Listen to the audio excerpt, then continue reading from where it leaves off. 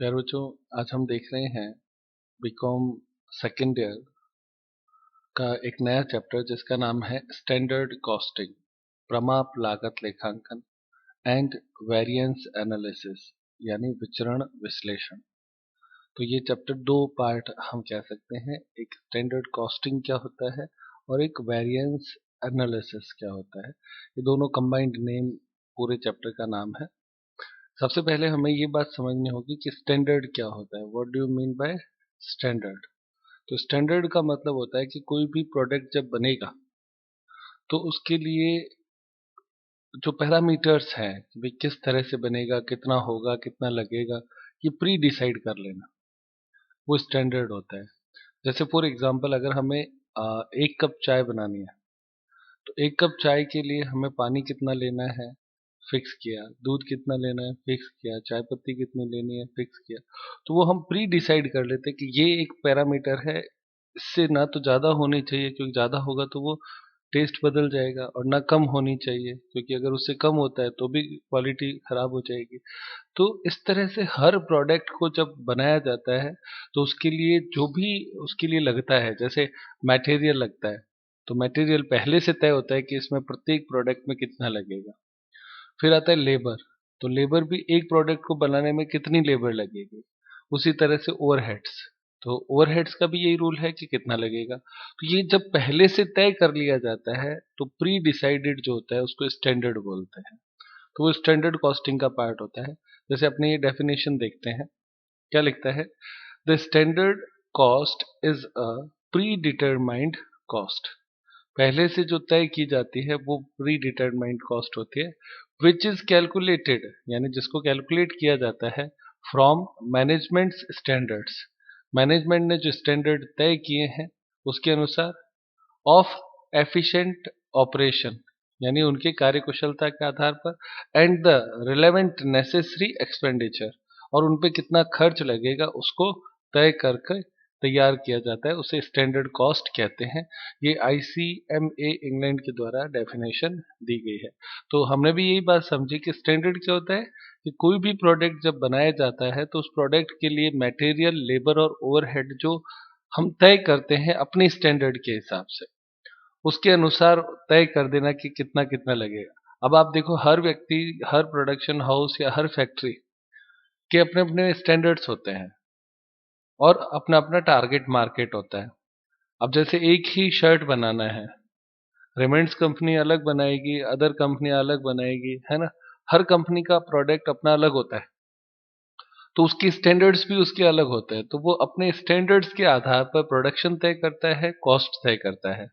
तो जो प्रोडक्शन वो तय करता है उसके अनुसार उसकी कॉस्ट जो है वो पहले से तय कर दी जाती है। तो प्री डिटरमाइंड कॉस्ट ही स्टैंडर्ड कॉस्ट कहलाती है। और स्टैंडर्ड कॉस्ट कंट्रोल कैसे करता है? अब आप देखो, अगर जब हम प्रोडक्शन करेंगे तो सब चीज पहले से तय है, उसी के अनुसार किया जाएगा, इसलिए वो अपने आप में क्या करता है? कंट्रोल करता है। तो स्टैंडर्ड कॉस्टिंग एक कंट्रोलिंग टूल्स भी है जो कि प्रोडक्शन को, कॉस्ट को कंट्रोल करता है। आगे देखते हैं।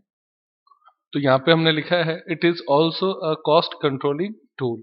तो कॉस्ट कंट्रोल भी इससे हो जाती है क्योंकि सब चीज पहले से तय होती है। तो स्टैंडर्ड कॉस्टिंग का जो मेन पार्ट है वो इतना ही है कि स्टैंडर्ड कॉस्ट क्या होता है। तो हमने अच्छे से समझ लिया है स्टैंडर्ड कॉस्ट क्या होता है। अब हम देख रहे हैं वेरिएंस एनालिसिस, जो हमारा प्रैक्टिकल पार्ट है बच्चों। तो स्टैंडर्ड कॉस्टिंग का ही पार्ट होता है वेरिएंस एनालिसिस। कुछ जो बुक्स हैं उसमें ये जो हेडिंग है अलग से नहीं दे रखी होती है, वेरिएंस एनालिसिस, ये स्टैंडर्ड कॉस्टिंग का ही पार्ट होता है। कुछ में वेरिएंस एनालिसिस करके अलग से लिख दिया जाता है। तो बात ही की है, दोनों चैप्टर एक ही माने, अंतर नहीं है, ये बात भी आप समझ लें। तो वेरिएंस एनालिसिस शब्द में, वेरिएंस शब्द का मतलब होता है अंतर, और एनालिसिस मतलब अंतर का विश्लेषण करना। अब अंतर किस में देखना है ये बहुत इंपॉर्टेंट होता है। तो बच्चों देखो, अंतर जो होता है ना वो देखा जाता है स्टैंडर्ड, स्टैंडर्ड जो हमने तय किए थे फैक्ट्री ने, और एक एक्चुअल, वास्तव में क्या हुआ। तो स्टैंडर्ड जो हमने तय किया और वास्तव में जो हुआ, उन दोनों के बीच अंतर देखना ही वेरिएंस एनालिसिस कहलाता है। तो दोनों एक ही चैप्टर हो गए ना, स्टैंडर्ड तय करना और एक्चुअल से कंपेयर करना, इन दोनों का जो तुलना करते हैं तो जो डिफरेंस आता है उसको अंतर बोलते हैं, और अंतर को ही इंग्लिश में वेरिएंस बोलते हैं। ठीक है, तो अब अपने इसमें आगे देखते हैं।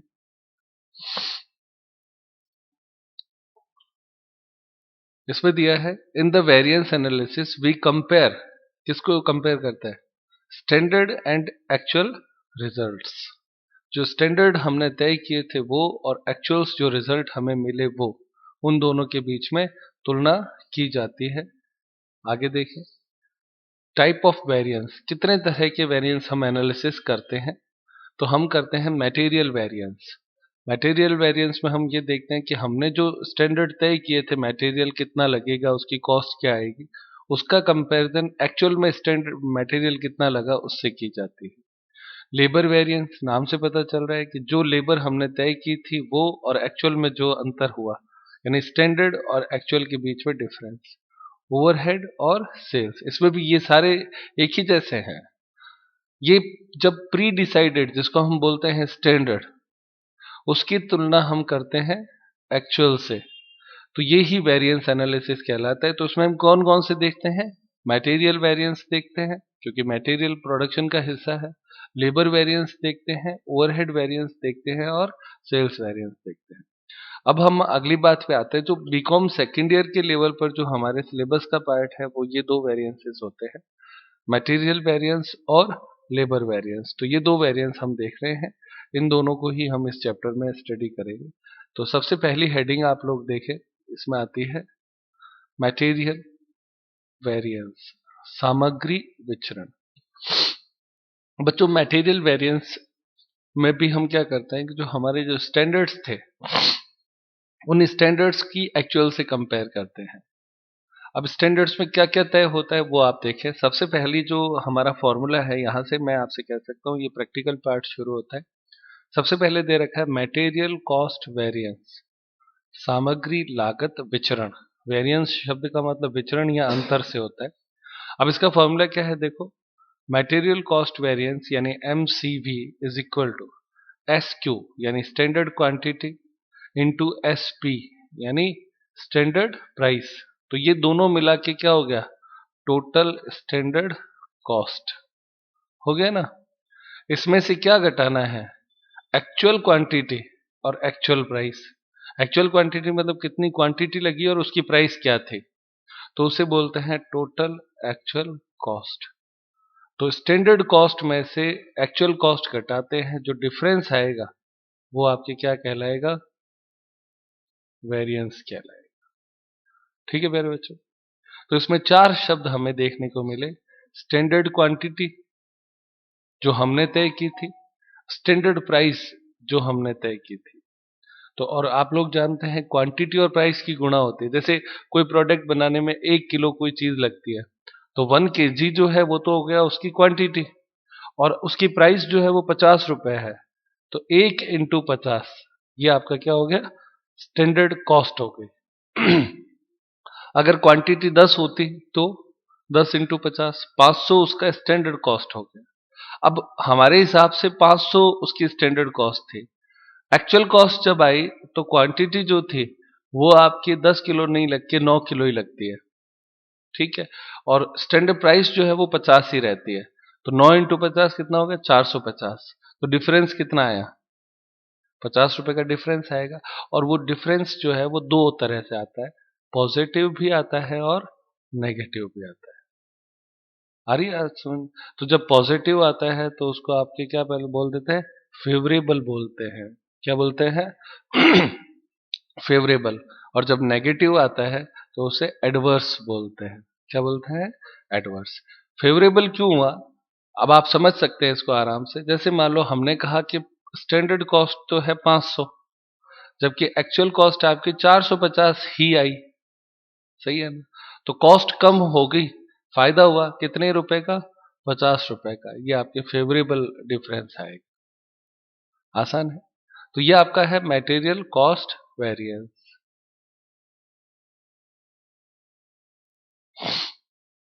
आगे देखते हैं। इसमें यहां पे देखो हमने SQ पे स्टार लगाया है, इस जगह पे ध्यान से देखें। तो यहाँ पे एस क्यू जो होता है उसका मतलब क्या है? Standard quantity for actual output. क्या होता है? Standard quantity for actual output. अब प्रश्न आता है सर ये क्यों है ऐसा, हमें ये चीज क्यों बता रहे हैं? तो उसका कारण होता है बच्चों, देखो स्टैंडर्ड जो तय किए जाते हैं ना, वो जनरली, हमेशा नहीं, हर प्रश्न में बदलता रहता है, लेकिन जनरली क्या होता है, एक यूनिट के लिए तय किया जाता है। फॉर एग्जाम्पल जैसे मान लो मैं आपको ये कहूँ कि भाई चाय बनानी है तो कैसे बनाए, तो मैं क्या कहता हूँ कि भाई एक कप चाय के लिए आपको 1 चम्मच चीनी होगी, 1 चम्मच चाय पत्ती होगी, आधा कप दूध होगा, आधा कप पानी होगा। ये एक चाय के लिए बताया। अब आपको बनानी है 100 चाय बनानी है, तो उसको हमें स्टैंडर्ड जो दिया गया वो किसके लिए था? एक के लिए। जबकि एक्चुअल कितना है? वो 100 के लिए है। सही है ना? तो अब एक की तुलना तो 100 से हो नहीं सकती, इसलिए हम क्या करते हैं कि ये जो स्टैंडर्ड है उसको एक्चुअल के अनुसार चेंज कर लेते हैं। आ रही बात समझ? इसी को बोलते हैं standard quantity for actual output. हमारे दिया हुआ एक के लिए था, ये स्टैंडर्ड क्वांटिटी थी, उसको किसके अनुसार चेंज करना है? एक्चुअल आउटपुट 100 के अनुसार चेंज करना है। तब जो क्वांटिटी आएगी वो standard quantity for actual output कहलाती है। तो कारण सहित समझ में आ गया कि ये ऐसा हमें क्यों करना पड़ता है। हर प्रश्न में ऐसी दिक्कतें हमारे सामने आएंगी कि हमारे स्टैंडर्ड जो है वो कभी 1 के लिए दिया हुआ होगा, कभी 10 के लिए दिया होगा, कभी 100 के लिए दिया होगा, जबकि एक्चुअल आउटपुट अलग होगा। तो हमें ये ध्यान रखना है कि एस क्यू को किसके अनुसार चेंज करते हैं? एक्चुअल आउटपुट के अनुसार। तो ये एक इंपॉर्टेंट लाइन है जिसको हमें याद रखना है। एस क्यू किसके अनुसार बदलता है? एक्चुअल आउटपुट के अनुसार बदलता है। और इसका फॉर्मूला क्या होगा?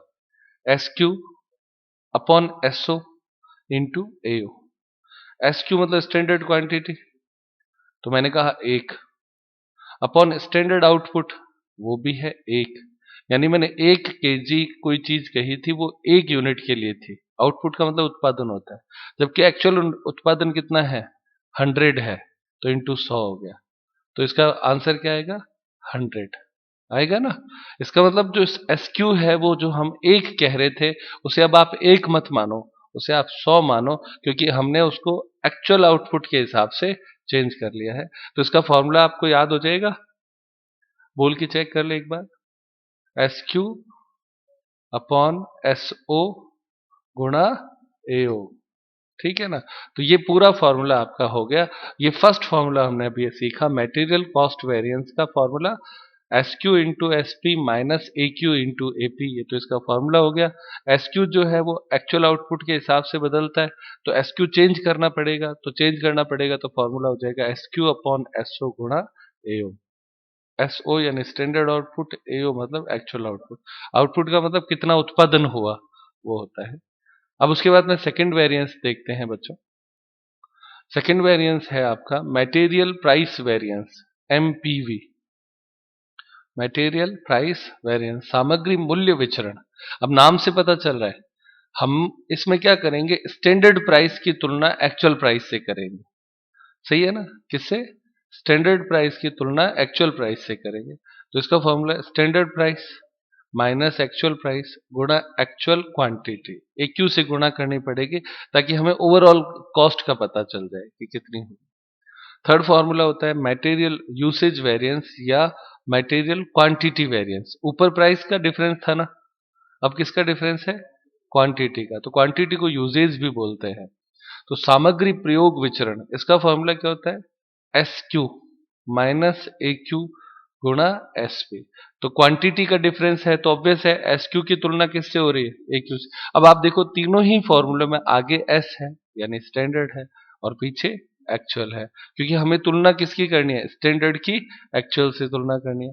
प्राइस में प्राइस आ गया, क्वांटिटी में क्वांटिटी आ गया, तो S Q minus A Q गुणा एस पी। और ये स्टार लगा हुआ है, इसका मतलब जो एस क्यू हमने चेंज करके लिया था ना, वही वापस यहाँ पे लेना है। ये 3 फॉर्मूले आपके 6 नंबर के क्वेश्चन को सॉल्व करते हैं। और इसका वेरिफिकेशन, एग्जाम में ये प्रश्न आपके गलत नहीं होगा, क्योंकि इसमें वेरिफिकेशन ये क्या होगा, पहला जो आंसर है उसकी टोटल दूसरे और तीसरे आंसर के बराबर होती है। यानी material cost variance is equal to material price variance plus material usage variance. 1 is equal to 2 plus 3। तो इधर जो आंसर आएगा वो इधर के बराबर आएगा दोनों के जोड़ने से। तो कहीं पे भी कोई गलती होगी तो तुरंत पता चल जाएगी, इसलिए एग्जाम में ये सवाल अपने को आंसर पूरा चेक हो जाता है वहीं। चौथा वेरिएंस देखते हैं, फोर्थ, मटेरियल मिक्स वेरिएंस, सामग्री मिश्रण विचरण। ये मटेरियल मिक्स वेरिएंस क्या होता है, कई बार क्या होता है कि अ, जैसे एक जो प्रोडक्ट होता है, प्रोडक्ट तो क्या है, सिंगल प्रोडक्ट है, उसमें एक्स मटेरियल लगता है, वाई मटेरियल लगता है, जेड मटेरियल लगता है। जैसे चाय के लिए भी अगर हम बात करें तो चाय पत्ती, चीनी और दूध या इलायची ऐसे मटेरियल लग गए। तो ये जब बहुत सारे मटेरियल किसी प्रोडक्ट को बनाने में लगते हैं तो वहां पे मटेरियल मिक्स वेरिएंस भी कैलकुलेट किया जाता है। तो इसका फॉर्मूला क्या होता है, material mix variance is equal to R S Q revised standard quantity minus A Q actual quantity. तो दोनों में विशेष चीज ये है, क्यू है अंदर की तरफ, are S Q minus A Q, आगे एस है पीछे ए है, ये भी सही है। गुणा किससे होती है, एस पी से। तो इसमें आप याद क्या रख सकते हैं कि जब ब्रैकेट में क्वांटिटी हो ना तो गुणा एस पी से होती है, ये याद रख सकते हैं। तो are S Q minus A Q गुणा एस पी। अब आप देखो इसमें स्टार लगा हुआ है, तो आर एस क्यू का मतलब क्या है, are S Q for actual input. दो चीजें होती है, एक होता है आउटपुट, तो ऊपर वाला जो पॉइंट था वो आउटपुट के बेस पे चेंज होता था, आउटपुट मतलब उत्पादन। और ये जो आर एस क्यू है वो किससे चेंज होता है, इनपुट से। किससे, इनपुट से। इनपुट का मतलब जैसे मान लो आप कोई चीज लगाते हो तो आपने इन कितना किया, क्लियर, और जब आप प्रोडक्शन में उसको डाल देते हो तो उससे आउट कितना आया, ये चीज होती है।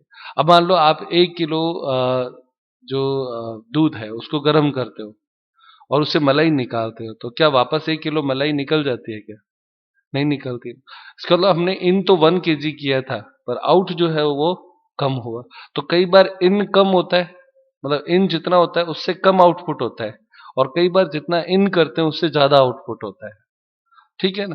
तो वो दोनों डिपेंड करता है कि वो क्या चीज, प्रोडक्ट क्या बन रहा है उसके हिसाब से होता है। देखिए आगे, तो यहां पे शब्द आया इनपुट। तो अब आप इस फॉर्मूले को पूरा देखो, material mix variance M M V is equal to R S Q minus A Q गुणा S P. R S Q को चेंज करना है, इनपुट से चेंज होता है, ऐसे याद रख सकते हो। तो इसका फॉर्मूला बनेगा S Q, are S Q कोई अलग शब्द नहीं है, उसी एस क्यू को जब हम इनपुट से चेंज कर देते हैं तो वो आर एस क्यू बन जाता है। तो S Q upon S I standard input into A I actual input. तो किससे चेंज हुआ, इनपुट से चेंज हुआ, ठीक है। ये जितने भी फॉर्मूले हम याद कर रहे हैं आप इसको अच्छे से पूरा पूरा याद करके रखें। जब हम प्रैक्टिकल क्वेश्चन करेंगे तो फॉर्मूला बेस्ड पूरा चैप्टर है, फॉर्मूला लिखा सॉल्व किया तो उस समय और बेहतर तरीके से समझ में आ जाएगी। पांचवा वेरिएंस देखते हैं मटेरियल का, मटेरियल यील्ड वेरिएंस, यानी सामग्री उत्पादन विचरण। तो इसका फॉर्मूला होता है, उत्पादन का मतलब प्रोडक्शन होता है, यील्ड का मतलब भी उत्पादन ही होता है।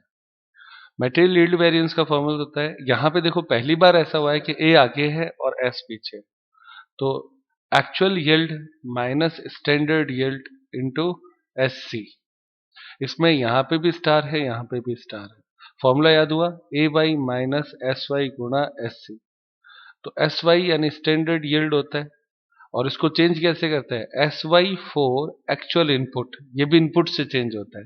तो देखो तीन जगह पे चेंज की बात आ गई, पहला आउटपुट से और बाकी दोनों इनपुट से। तो फॉर्मूला क्या है देखो, S O standard output upon standard input into actual input. तो आप ये भी नोटिस करो हर एक में नीचे एस है और इंटू ए है, बस कई बार ए ओ हो जाता है, कई बार ए आई हो जाता है। इनपुट और आउटपुट दो ही चीजें आपकी इसमें काम में आते हैं। फिर उसके बाद में अगला फॉर्मूला आता है एस सी, यहाँ पे एस सी पे भी स्टार लगा हुआ है ना। तो एस सी पे स्टार लगा हुआ है तो उसका फॉर्मूला क्या है, total standard cost upon total standard output. Standard cost में स्टैंडर्ड आउटपुट का फॉर्मूला देते हैं तो एस सी आ जाता है, ठीक है ना, स्टैंडर्ड कॉस्ट बोलते हैं उसको, क्लियर। उसकी तो ये फॉर्मूला भी हो गया, material yield variance A Y minus S Y गुणा S C. S Y input से चेंज होता है तो उसका फॉर्मूला अपने आप ही बन गया, SO अपॉन SI गुणा AI, और SC का फॉर्मूला होता है total standard cost upon total standard output, उत्पादन। और लास्ट फॉर्मूला इसका होता है मटेरियल सब यूसेज वेरिएंस, तो इसका फॉर्मूला होता है SQ माइनस RSQ गुणा SP। SQ स्टार का मतलब जो स्टार चेंज किया था वो लेना है, RSQ भी जो चेंज किया था वो लेना है, गुणा SP। तो इसमें चूंकि ये चीजें हम पहले ही कैलकुलेट कर चुके हैं तो उन संख्याओं को ही लेना है। तो मटेरियल वेरिएंस की ये 6 फॉर्मूले थे, 6 के 6 हमने सॉल्व कर लिए, ये इतने ही है इसमें। अब यहां से मटेरियल समाप्त हो जाता है, लेबर स्टार्ट हो जाता है, लेबर वेरिएंस। तो 6 फॉर्मूले सारे आपने देखे अभी, और आप इसको दोबारा से रिपीट करके देखेंगे तो 6 के 6 याद भी आपको हो जाएंगे। अब आगे बढ़ते हैं। अब स्टार्ट करते हैं लेबर कॉस्ट वेरिएंस, श्रम लागत विचरण। तो हमने कहा मटेरियल अभी सीखा था ना, अब आ गया लेबर कॉस्ट वेरिएंस। तो सबसे बड़ी बात जो आपको इसमें समझनी है वो क्या है, देखो दोनों वेरिएंसेस सेम होते हैं, दोनों में अंतर नहीं होता है। दोनों, उसमें भी 6 कैलकुलेट किए थे, इसमें भी 6 होते हैं, एक एक्स्ट्रा आइडल टाइम का होता है। इसमें जो चेंज होते हैं वो मैं आपको बताता हूँ, वो इंपॉर्टेंट है, सीखने लायक है। जहां पर आप पहले SQ लिखते थे और SP लिखते थे, उनके नाम अब हो जाएंगे SH, क्योंकि मटेरियल क्वांटिटी के हिसाब से मेजर होता है, जबकि जो लेबर है वो समय के हिसाब से होती है। तो उसको SH यानी स्टैंडर्ड आवर्स कह सकते हैं, या कई बार कुछ बुक्स जो है वो उसको ST भी बोलती है, स्टैंडर्ड टाइम। दोनों एक ही बात है। तो एक तो SQ की जगह पे ये दो शब्द में से कोई भी एक हो जाएगा, और SP की जगह पे आपके क्या हो जाएगा, SR हो जाएगा, स्टैंडर्ड रेट। क्योंकि मटेरियल के लिए प्राइस होती है ना, जबकि लेबर का भुगतान दर से किया जाता है, 100 रुपए प्रति घंटे से, 500 रुपए प्रतिदिन से। तो वो पर डे के हिसाब से, तो उसको रेट बोलते हैं। तो दो शब्द इसमें आपके चेंज हो जाएंगे। यानी हम इसको अगर ऐसा कहें तो जो क्वांटिटी थी उसको हम आर्स में लिखेंगे, और जो प्राइस थी उसको हम रेट में लिखेंगे। बाकी देखो फॉर्मूले सारे सेम हैं, तो चेक करते हैं इसको। सबसे पहला फॉर्मूला इसमें आता है फर्स्ट नंबर पे, लेबर कॉस्ट वेरिएंस। तो उसके फॉर्मूला ऊपर जो था कॉस्ट वेरिएंस का, उससे मैच कर लो भले आप इसे। Labour cost variance SH into SR minus AH into AR, सही है ना। अब आप देखो उसमें क्या था, SQ into SP minus AQ into AP था। तो चेंज क्या किया, SH into SR minus AH into AR। वहां पे SQ पे स्टार था, यहाँ पे SH पे स्टार है। तो इसका भी फॉर्मूला सेम है, SH फॉर एक्चुअल आउटपुट, वहां पे क्या था, SQ फॉर एक्चुअल आउटपुट। तो आप सिर्फ ये चेंज कर लेंगे ना तो दोनों फॉर्मूले बन जाएंगे। तो इसका फॉर्मूला हुआ SH अपॉन SO गुणा AO, क्लियर। और उसका हमने फॉर्मूला लिखा था वही सेम इसमें भी है, total standard cost minus total actual cost. कोई दिक्कत है बच्चों? याद हो जाएगा ना, आसान। Q और H का अंतर करना है और P और R का अंतर करना है। दूसरा है, उसमें क्या था, लेबर प्राइस वेरिएंस था, LPV। यहाँ पे क्या हो गया, लेबर रेट वेरिएंस। तो फॉर्मूला सेम है, SR माइनस AR गुणा AH। उसका क्या था, SP माइनस AP गुणा AQ था। तो Q जो है वो किस में बदल गया, H में। R जो है वो था P में, और ये भी P में। तो आपको केवल क्या करना है, P को कन्वर्ट कर देना है R में, और Q को कन्वर्ट कर देना है H में। तो पिछले जो फॉर्मूले आपने याद किए थे उसी के बेस पर ये आपके सारे फॉर्मूले याद हो जाएंगे। अब आगे देखो, लेबर एफिशिएंसी वेरिएंस, श्रम कार्य दक्षता विचरण। तो इसमें आपके सेम वही तरीका, labour efficiency variance SH minus AH गुणा SR। उसमें क्या था फॉर्मूला, SQ माइनस AQ गुणा SP था। तो यहाँ पे SH माइनस AH गुणा SR हो जाएगा। कोई दिक्कत कह रहे हो? अब आगे, हाँ, वेरिफिकेशन भी सेम आएगा, कोई अंतर नहीं आएगा, ठीक है।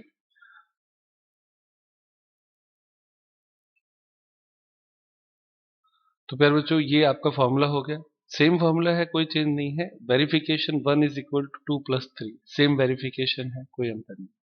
नेक्स्ट देखिए, चौथा फॉर्मूला इसमें एक विशेष होता है जिसका नाम है labour idle time variance. Idle time क्या होता है कि जब कई बार क्या होता है फैक्ट्री में, जैसे मान लो लाइट चली गई, बिजली नहीं है, तो ऐसी स्थिति में लेबर तो चूंकि आ चुकी है पर वो काम कुछ नहीं कर पा रही है, तो आइडल टाइम हो गया ना। तो लेबर में एक एक्स्ट्रा ये हो जाता है आइडल टाइम वेरिएंस। या मान लो आपको प्रोडक्शन करना था पर रॉ मटेरियल ही खत्म हो गया, तो फिर लेबर खाली बैठी रहेगी। तो जब लेबर खाली बैठी रहती है किसी भी कारण से, तो उसे आइडल टाइम बोलते हैं। इसका फॉर्मूला होता है आइडल आवर्स, जितने घंटे खाली बैठे रहे, जैसे 4 घंटे खाली बैठे, इनटू रेट। तो जो स्टैंडर्ड रेट है, जैसे मान लो 50 रुपए है, तो कितना हो जाएगा, 4 × 50, 200 रुपए आपके आइडल टाइम आएगा, 200, है ना। और ये जो है हमेशा एडवर्स होता है, हमेशा क्या होता है, एडवर्स, क्योंकि आइडल टाइम है तो ऑब्वियस है, फेवरेबल तो कैसे हो सकता है, ये कंपनी के लिए तो एडवर्स ही है, बुरा ही है, तो इसलिए। फिर फोर्थ पॉइंट, इसका वेरिफिकेशन यदि करोगे तो 1 + 2 + 3 हो जाएगा। यहां तक जैसे वेरिफिकेशन आता है ना, तो 1 = 2 + 3 + 4 हो जाएगा। फिर आता है पांचवा, लेबर मिक्स वेरिएंस। अब देखो, पहले मटेरियल मिक्स वेरिएंस था, वैसे ही लेबर मिक्स वेरिएंस है।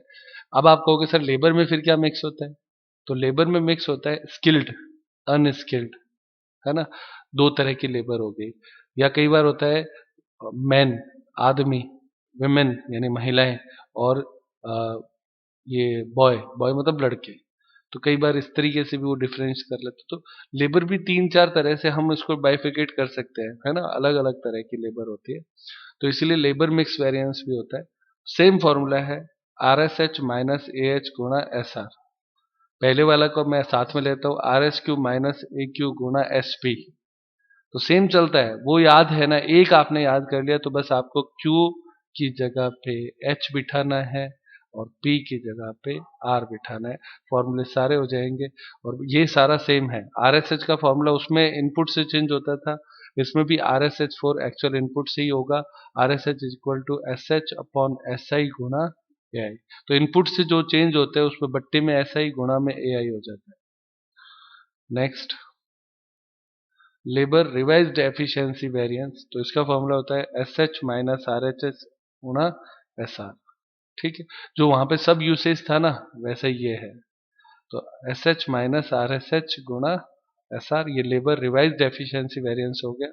और लास्ट, उसमें मटेरियल यील्ड वेरिएंस था, इसमें लेबर यील्ड वेरिएंस हो गया, सेम चलेगा। AY, इसमें A आगे होता है, माइनस SY गुणा SC। इसमें सेम फॉर्मूला है, दोनों में चेंज नहीं है, क्योंकि यील्ड का मतलब उत्पादन होता है, चाहे मटेरियल हो उससे भी यील्ड होता है, चाहे लेबर हो उससे भी यील्ड होता है, इसलिए सेम होता है। तो पूरा का पूरा 100% सेम है ये। AY माइनस SY गुणा SC, इसमें SY जो है वो आउटपुट से, इनपुट से चेंज होता है, तो SO अपॉन, देखो यहाँ पे थोड़ा सा चेंज करें, SO अपॉन SI गुणा AI। ठीक है। और स्टैंडर्ड कॉस्ट का मतलब हो गया total standard cost upon total standard output. तो ये सारी चीजें सेम हो गई, ये थोड़ा सा आप चेंज करके नोटिस में ले लेंगे। बस ये इतना ही है बच्चों। अब आप देखो, मटेरियल के हमने 6 वेरिएंसेस देखे और लेबर के हमने 7 देखे। तो 6 और 7, 13 फॉर्मूले आप लोगों को अच्छे से याद करने हैं। कॉपी में नोट कर ले, एक बार वीडियो को आप दोबारा से पूरा देखें ताकि आपको अच्छे से याद हो जाएंगे। उसके बाद में हम जब प्रैक्टिस क्वेश्चन करेंगे तो उसमें आपकी ये बहुत हेल्प करेगा। ठीक है, तो आज की क्लास यहीं समाप्त करते हैं।